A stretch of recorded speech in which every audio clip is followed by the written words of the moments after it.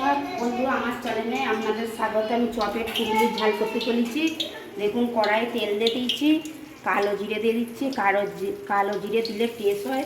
কালো জিরে দেওয়ার পর এখানে দেখুন পেঁয়াজ কাটা আছে, পেঁয়াজগুলো কড়াইতে দিয়ে দিচ্ছি, লাল লাল করে ভেজে নেবো।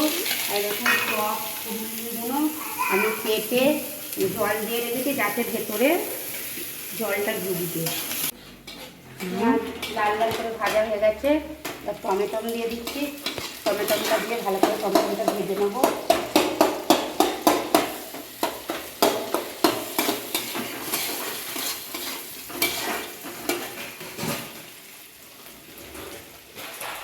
দেখুন টমেটোগুলো লাল লাল করে ভাজা হয়ে গেছে। ভাজা হয়ে যাওয়ার পর আমি মশলা বন্ধুরা দেখুন, আমার মেয়ে খালি প্রশ্ন করছে এটা কি ওটা কি। আদা বাটা,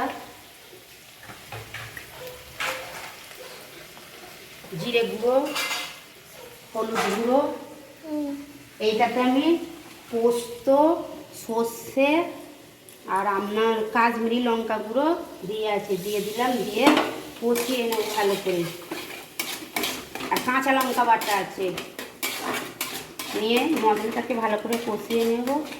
কষিয়ে নেওয়ার পর তেল ছেড়ে গেলে জল দিয়ে দেবো। দেখুন কত সুন্দর কষানো হচ্ছে। আর আমার মেয়ে খালি এটা কি ওটা কি সকাল থেকে জানেন, আমার মেয়ে খালি বায়না করছে মায়ের কোলে উঠবে, মা কিছু করবে না, ওকে মা নিয়ে বসে থাকবে। খালি খালি আমার মেয়ে বদমাইশি করছে জানেন।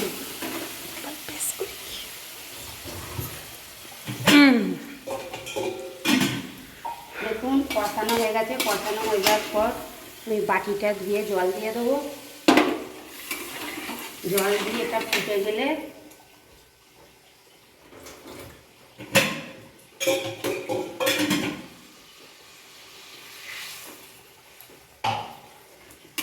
এবার আমি চপ ফুলুরিগুলো দিয়ে ঢাকা দিয়ে দেবো।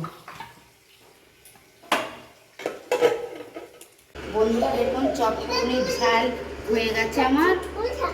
এই রেসিপিটি ভালো লাগলে লাইক, কমেন্ট, শেয়ার এবং সাবস্ক্রাইব করুন।